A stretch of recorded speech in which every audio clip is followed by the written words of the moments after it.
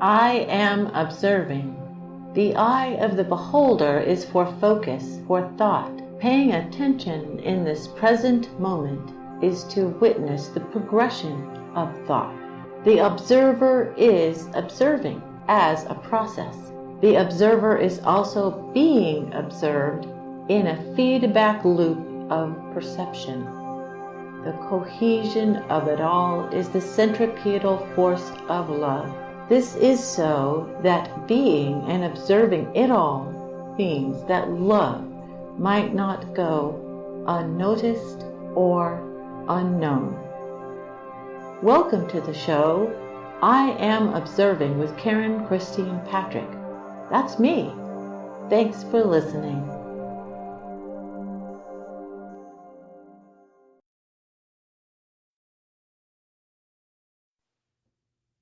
My observation for this present moment is something I call human provisioning.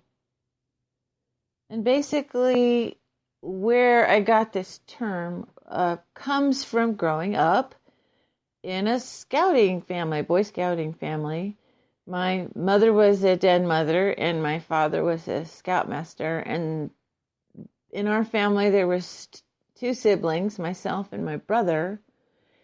And my brother was a couple of years younger than me. So basically, all the fellas in this Boy Scout troop were my brother's age. So I always joke around that I had 31 little brothers, you know. We lived in Oregon, and we did a lot of backpacking. And I'm really glad we did that because I got to grow up, you know, back when I was young and very strong and, you know, could heave up a backpack and hike with everybody else. We got to see, you know, primeval forest in its natural habitat. I mean, it was gorgeous. It was fun. Sometimes they could be really annoying. I remember one instant I was taking a nap outside in the sun on a sleeping bag at the campsite, and one of these guys was bratty, and he threw a firecracker on to the sleeping bag, and then they started laughing, which made me wake up and jump up, and it was a good thing because it was kind of a big firecracker. Put a hole in this expensive sleeping bag my dad had. He was really upset. Little feathers flew up in the air and everything. It was terrible. But anyway, most of the time the guys were pretty good. And we, you know, it was fun. And we went to see the countryside. You know, we used to go to one place in particular called Fish Lake. You know, of course, you know what we're going to do up there. We're going to go fishing. And it had natural trout. It wasn't stocked. It had natural trout. It was just a real verdant kind of place. And if you've never had fresh trout right out of the lake, a glacier runoff lake, I should say, very cold, it's just nothing like it. And it was really beautiful and peaceful.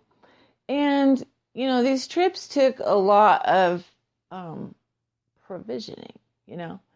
We would, because, you know, you only have what you carry on your back when you go backpacking. And we had to have, you know, tents and, you know, food and the clothing that we're going to wear, emergency supplies, first aid kit. A couple times I needed those. I had some mishaps.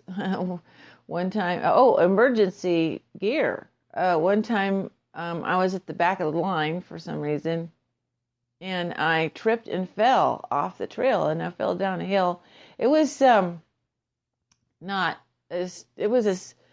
big hill, but it had a steep angle. I mean, it didn't have too steep of an angle to it, so I sort of slid down on top of the fall leaves, and I couldn't get back up at all because I had a backpack on my back. So we had safety whistles. Everybody had safety whistles. I blew my safety whistle, and everybody came running, and first we had to I said, look, give me a rope and I'll tie my backpack to it. Let's get that off me first. I think I probably could get up the hill. So they did that, and then they threw a rope down for me, and I tied it around my waist, and they pulled me up. So, you know, we had incidents like that. We had other we have lots of Fish Lake stories. Let's just put it that way. That we, you know, we talk about in the family. But, you know, what I learned is, you know, the Scout motto, be prepared, right? Some of the things that I learned just being around that environment was really good for me as I went along, And I've always been, the other part about me is I've always been very frugal. I love to be frugal. My grandmother was a Depression era baby, so I knew about deprivation. And that's what I want to talk about, deprivation and provisioning. The reason why is most of the time when we talk about how you're going to manage your household, right, it's money and budget, right?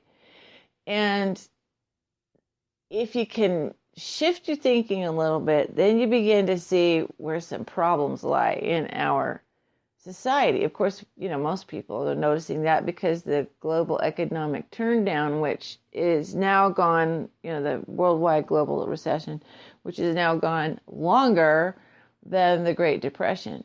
And, for people my age of, 50 to 60 age range, a lot of us have had a lot of our age group have tremendous loss, especially in the area of what most people have as a quote unquote savings account or investment, and that's their home. And this has happened to me and my family. We lost our home due to a combination of efforts. One of them was infrastructure failure, which is happening in a lot of cities where they're not keeping the infrastructure up and it's causing problems. So that's kind of what happened to us. But I'm not going to talk too much about that because I really want to get onto this, daily household provisioning issue. So, we improvised a lot on the trail to provision things because especially I had to make sure it was light and somebody could carry it. And so everything was, we planned ahead and we put things in Ziploc bags and got the air out of it so it could pack tightly in a sleeping bag. We, estimated how many days we'd be out and how much food we would need. We tried to get food that was not needing to be refrigerated, and the fish was just extra. If we didn't catch any fish, we still would have had something to eat, although it was lots of fun to eat breakfast. My dad was famously made his breakfast, Neil's breakfast. His name was Neil. It was very famous. It'd be fish, which he boiled in he brought a coffee can and some oil, and he boiled it over the fire, he fried it, deep fried it. It was really good. And we'd have scrambled eggs and potatoes. The potatoes were a little hard to pack in, to be honest, but they were great. Fried potatoes were really good, and coffee and hot chocolate. I had to have the hot chocolate. So that was how we provisioned for that. And the reason why I'm saying provisioning and versus budgeting is because of being a frugal person and struggling in this global recession. I went from having a job to running into disability issues that from being a caregiver for many years, it just caught up with me physically, and it took me quite a long time to finally get my Social Security disability, and I'm not ashamed to say that I'm on that. I deserve it. I had a business for years, but I also took care of a disabled person for 20 years, 24/7. So, I kind of beat myself up doing that. And, that a lot of people have had very physical jobs. I know people my age, I'm 55, we're not even at retirement age. I think our retirement age is 68. And I have people that have had their work life just beat the heck out of them, and their backs are out, they've got arthritis, they've got injuries, our jobs are so much more service-oriented and a lot of lifting, a lot more dangerous. I think we've lost some of what the unions used to help us have, which was concerns about safety. My dad was a safety officer in his workplace and in the union, and we're seeing a degradation of the work environment right now with it, because you have to take the job no matter what it is, right? You have to take the job, you have to do what's said, and it's much more physical, I think, than it's been, because we're not doing manufacturing jobs now, we're doing service jobs, so it's a different situation.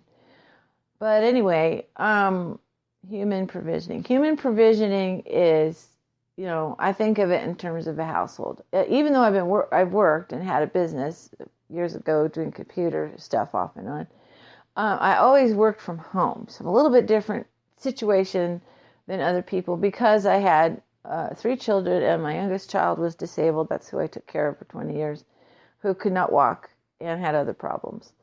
And so it was easier for me to do some computer work at home than it was to try to, get her into some kind of program, which I did off and on as well. But basically I worked from home. So I thought in terms of provisioning my household. Now, if you're a frugal person, we just moved and we needed some shelving and some, a little bit of furniture. The first place I go it's sometimes when I've been financially strapped, the first place I go is to some form of a charity. I'm not ashamed to say I've done that too. I had 3 kids. I was a single mom. I got some help. That's fine. But generally, the first place I'm going to go is thrifting. I'm just going to go to a thrift store and try to see if I can find what I need, which I've been doing that this past couple of weeks after we moved. It's gone very well.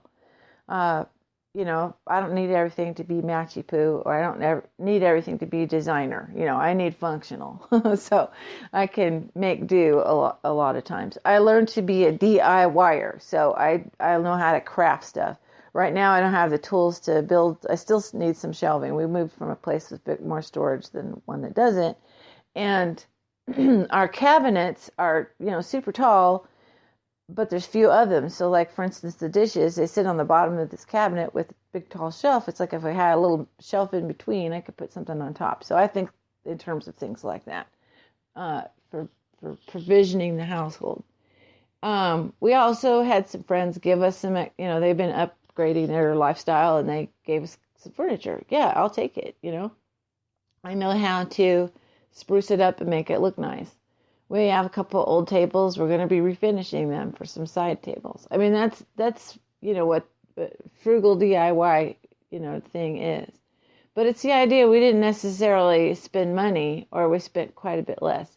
Now that has all kinds of repercussions in a global economy, because it means that the more people recycle and reuse things, which I think is a positive development. The only negative side effect is that now I didn't go buy a new table. Whoever makes a new table, people who are in manufacturing, aren't going to have their jobs anymore. So, this all fits together. So the way I think of the economy is microeconomics. So when I was in college, I took macroeconomics and I took microeconomics. Macroeconomics is the global economy, or the United States country economy. And that's where you learn about the gross domestic product, where you learn about interest rates, where you learn about the Federal Reserve, all that kind of stuff. And, the tenets of our country tending to say that we're a capitalist country. When I was young, there was a lot of contrast made between capitalism and communism or socialism. Still, some people think in terms of that. And I think that, pretending the economy is a certain way is not helping. We need to see what's really going on. And I think it's very easy to lie with statistics. When I look around me at people's lives, I don't see the growth in the economy that they're seeing. And we're in this really critical time of robotics. We're, being able to take over jobs and or other applications of technology. So last night I was watching a movie circa my era when I grew up. It was about the late 70s, early 80s. And one of the characters worked in a paper mill, which was a real common place for people to work in the Northwest when I grew up there. And, you just have